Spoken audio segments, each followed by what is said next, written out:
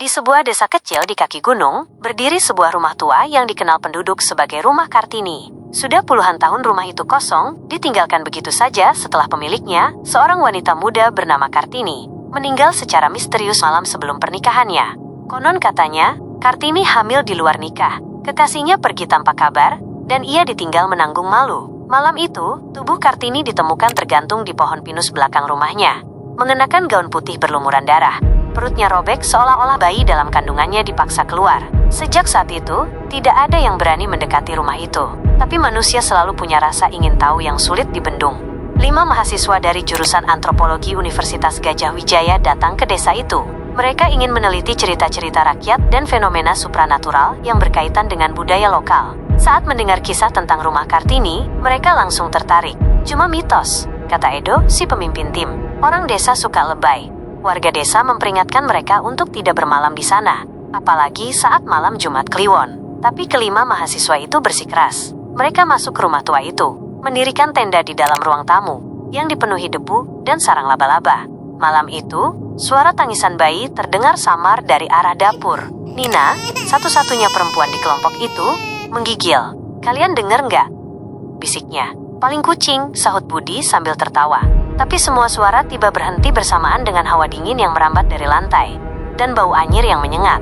Pada malam kedua, Dani menghilang. Mereka menemukannya keesokan pagi, berdiri diam di bawah pohon pinus tempat Kartini gantung diri. Matanya kosong, dan tubuhnya memar seperti habis dipukuli. "Aku lihat dia perempuan itu, dia nggak punya wajah," gumam Dani terus-menerus. Sejak itu, ia tidak pernah bicara lagi. Malam ketiga, mereka menemukan bercak darah di dinding kamar yang kosong, membentuk tulisan, "Anakku, di mana dia?" Nina merasa ada sesuatu yang mengamati dari balik lemari tua. Ketika dia membuka pintunya, hanya ada gaun pengantin berwarna putih kecoklatan yang bergantung diam.